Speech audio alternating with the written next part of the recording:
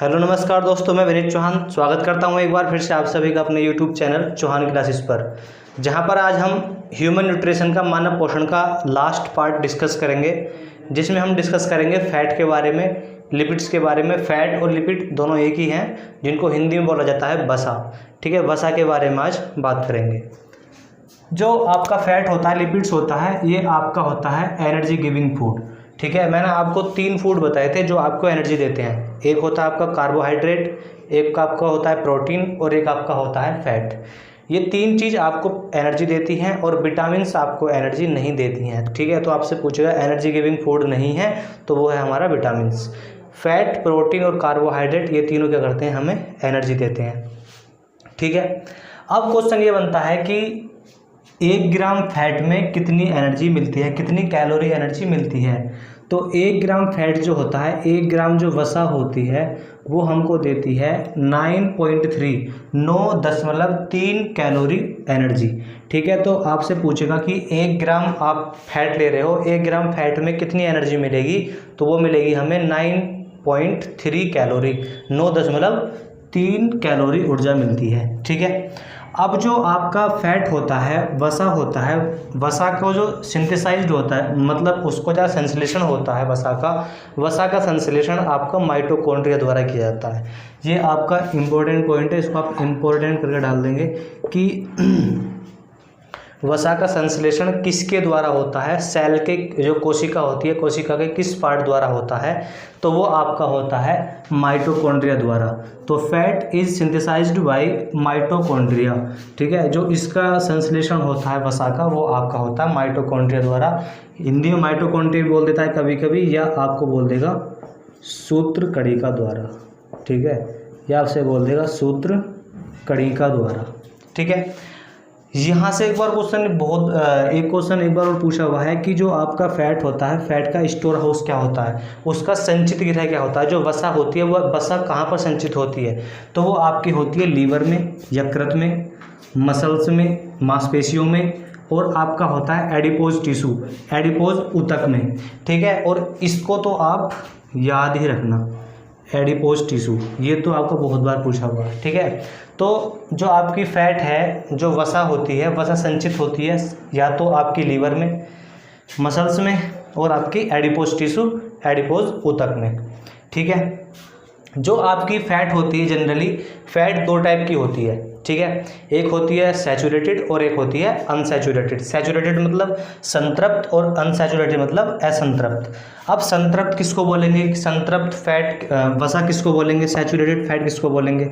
तो ऐसी वसा, ऐसी फैट जिसके 2 एटम के बीच में, कार्बन एटम के बीच में सिंगल बॉन्ड हो। क्या हो, सिंगल बॉन्ड हो, जैसे कि कार्बन, सिंगल बॉन्ड कार्बन। तो ऐसी फैट, ऐसी वसा जिसमें 2 कार्बन एटम के बीच में सिंगल बॉन्ड हो, तो उसको हम क्या बोलेंगे, सैचुरेटेड, संतृप्त वसा। तो आपसे बोलेगा कि जिसके बीच में एकल बंध है उसको क्या बोला जाता है, जिसमें सिंगल बॉन्ड है उसको क्या बोला जाता है, तो उसको बोला जाता है आपका सैचुरेटेड फैट। अनसैचुरेटेड किस में बोलेंगे, अनसैचुरेटेड उसे बोलेंगे जिसमें आपके डबल बॉन्ड हो या फिर आपके हो ट्रिपल बॉन्ड, उसको बोला जाता है आपका अनसैचुरेटेड फैट। ये आपकी गुड, जो सैचुरेटेड फैट होती है इसको आपकी गुड फैट बोला जाता है, अच्छी वसा बोला जाता है। और जो अनसैचुरेटेड होती है इसको आपका बैड फैट, बुरी वसा।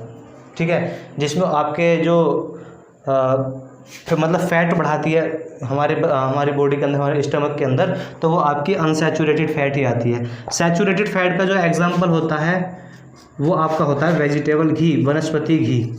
ठीक है, जो आपका सैचुरेटेड फैट का जो एग्जांपल होता है वो आपका होता है वेजिटेबल घी, वनस्पति घी। और अनसैचुरेटेड फैट का जो एग्जांपल होता है वो आपका होता है वेजिटेबल ऑयल, वनस्पति तेल। ठीक है, ये आपका इसमें ऑयल आएगा। ठीक है, ये अनसैचुरेटेड फैट का जो एग्जांपल है वो है आपका वेजिटेबल ऑयल, और सैचुरेटेड फैट का जो एग्जांपल है वो है आपका वेजिटेबल घी। सैचुरेटेड फैट को गुड फैट बोला जाता है। ठीक है, सैचुरेटेड फैट को गुड फैट बोला जाता है, अच्छी वसा बोला जाता है। अनसैचुरेटेड फैट को बोला जाता है बैड फैट। ठीक है, बैड फैट बोला जाता है, बुरी वसा बोला जाता है। ठीक है, तो फैट में आपको बस याद रखना है, क्या याद रखना है, तो कि जो फैट है वो हमारा क्या है, एनर्जी गिविंग फूड है, ऊर्जा देने वाला खाना भोजन है। और जो 1 ग्राम फैट है, 1 ग्राम फैट में हमको मिलती है 9.3 कैलोरी एनर्जी मिलती है। और जो फैट है, फैट को जो सिंथेसाइज्ड होती है वो आपके करती है माइटोकॉन्ड्रिया, सूत्रकणिका करती है। फैट कहाँ पर स्टोर होता है? लीवर में, मसल्स में और एडिपोज टिश्यू में। ठीक है, ये आपसे फैट पे पूछेगा और फैट में इससे ज़्यादा कभी नहीं पूछेगा। ठीक है, अब नेक्स्ट बात करते हैं मिनरल्स की। ठीक है, खनिज की। देखो हमारा जो शरीर होता है लगभग आपका 36 एलिमेंट से मिलकर बना होता है। ठीक है, हमारा शरीर 36 तत्व से मिलकर बना होता है, जिसमें सबसे ज़्यादा मिलता है ऑक्सीजन, O2 लगभग आपका 60%, 60% तो आपके हमारे शरीर में क्या होता है? ऑक्सीजन होता है। उसके बाद में आता है कार्बन, कार्बन होता है आपका 20%, 20% हमारा क्या होता है? कार्बन होता है। उसके बाद में आपका आता है हाइड्रोजन, हाइड्रोजन होता है 10%। ठीक है, 10% क्या होता है? हाइड्रोजन। तो 60, 20 और 10 कितना हो गया? 90%। और बाकी जो 4th नंबर पे आता है आपका नाइट्रोजन, और नाइट्रोजन होता है हमारा 3.2%। ठीक है, तो हमारा शरीर मेनली तो इन 4 चीज़ों से मिलकर बना हुआ है। किस किस से? Oxygen, carbon, hydrogen and nitrogen. इन 4 के सिवा हमारे शरीर में मिलता है calcium, phosphorus, iron, sodium, iodine. ठीक है, तो इन चीज़ की बाद में बात करेंगे। सबसे पहले बात करते हैं कैल्शियम की, क्योंकि कैल्शियम, फॉस्फोरस और आपका आयरन, इनके बारे में ज़्यादा पूछता है। तो कैल्शियम जो होता है हमारे शरीर में, आपसे पूछेगा कैल्शियम कहाँ पर होता है? ठीक है, किस फॉर्म में होता है? तो हमारे शरीर में जो कैल्शियम होता है, जो प्रेजेंट होता है, वो आपका टीथ, दांतों में एंड बोन्स और हड्डियों में। जो हमारे शरीर में कैल्शियम होता है वो दांतों में और हड्डियों में होता है। ठीक है, in the form of calcium triphosphate, in the form of calcium triphosphate. जो आपसे पूछे कि जो कैल्शियम है हमारे शरीर में किस फॉर्म में होता है, किस रूप में होता है, तो वो होता है कैल्शियम ट्राइफॉस्फेट के रूप में। ठीक है, कैल्शियम ट्राइफॉस्फेट के रूप में, या कभी कभी आपका कैल्शियम फॉस्फेट भी बोल देता है। ठीक है, कैल्शियम ट्राइफॉस्फेट ना देवे तो आपसे बोल देगा कैल्शियम फॉस्फेट, तो उस केस में आप पिक करोगे आंसर कैल्शियम फॉस्फेट, वरना आपका सही आंसर क्या है? Calcium triphosphate. ठीक है, कैल्शियम का दूसरा काम क्या होता है? It helps in blood clotting. जो कैल्शियम का दूसरा काम होता है वो हमारे शरीर में होता है जो खून है, खून का थक्का बनने में, ब्लड क्लॉटिंग में। ठीक है, रक्त का थक्का बनने में। तो आपसे पूछे कैल्शियम का और काम क्या होता है, तो रक्त का थक्का बनने में हेल्प करता है। It helps in stimulation of enzyme. जो एंजाइम होते हैं, एंजाइम के स्रावण में काम करता है। ठीक है, एंजाइम के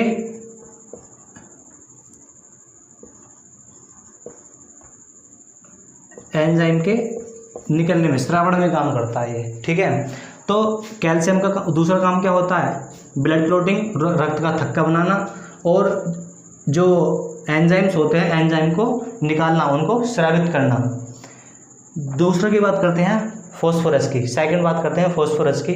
तो फॉस्फोरस और कैल्शियम दोनों मेनली आपके टीथ एंड बोन्स, हड्डियां और दांतों में ही मिलते हैं।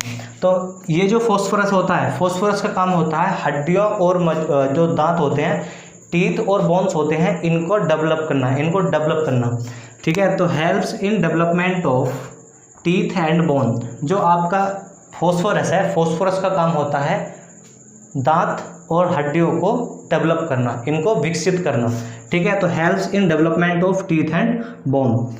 Also helps in digestion of carbohydrate and fat. ये आपका इम्पोर्टेंट है, आपसे पूछे कि कैल्शियम, फॉस्फोरस, आयरन, सोडियम, इन चारों में से कार्बोहाइड्रेट और फैट, कार्बोहाइड्रेट और वसा के पाचन में कौन सहायता करता है, तो वो करता है हमारा फॉस्फोरस, ठीक है।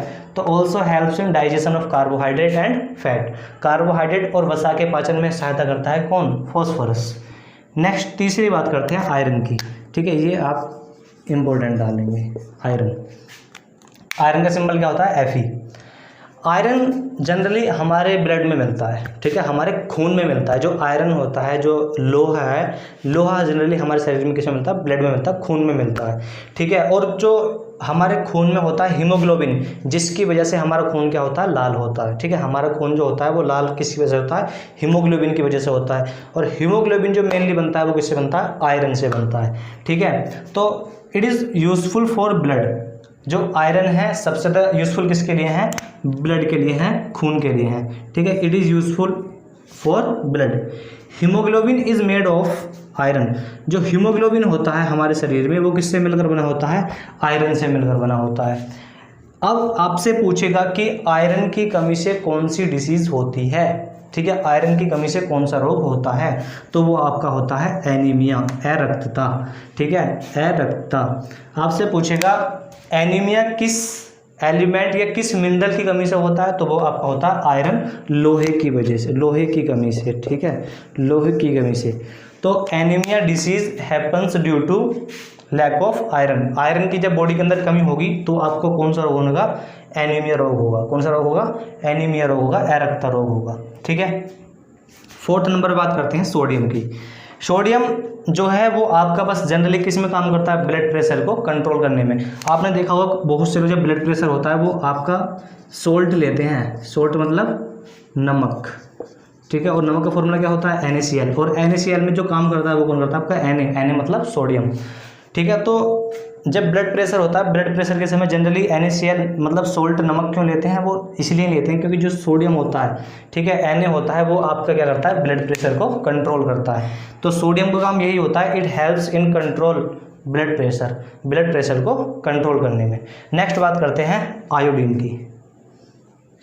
अब नेक्स्ट बात करते हैं आयोडीन की। आयोडीन की जो कमी से रोग होता है वो आपका होता है गॉइटर। गॉइटर मतलब घेंगा, हिंदी बोलते हैं घेंगा रोग। आपसे बोलेगा घेंगा रोग किसकी कमी से होता है? गॉइटर रोग किसकी कमी से होता है? तो वो आपका होता है आयोडीन की कमी से, ठीक है। तो goitre disease will be due to lack of iodine. Iodine की कमी से जो गॉइटर रोग होगा, घेंगा रोग होगा, ठीक है।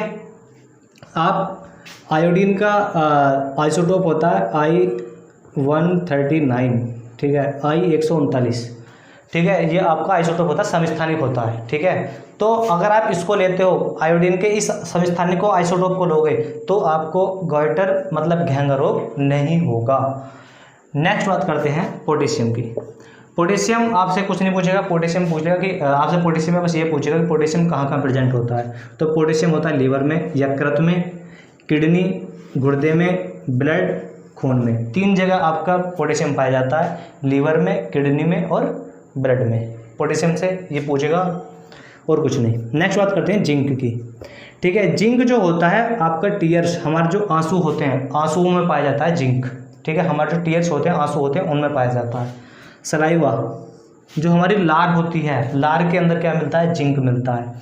और इसका काम क्या होता है? इसका काम होता है फॉर्म्स इंसुलिन हार्मोन, ठीक है। इसका और काम क्या होता है? इंसुलिन हार्मोन को बनाना, ठीक है। इंसुलिन हार्मोन क्या करता है? आपका शुगर लेवल को, जो शुगर लेवल है, शुगर लेवल को क्या करता है? आपका इंसुलिन हार्मोन कंट्रोल करता है, ठीक है। तो आपसे ये बोले कि इंसुलिन हार्मोन बनने में कौन सा मिनरल या कौन सा एलिमेंट काम आता है? तो वो हमारा आता है जिंक, Zn, ठीक है।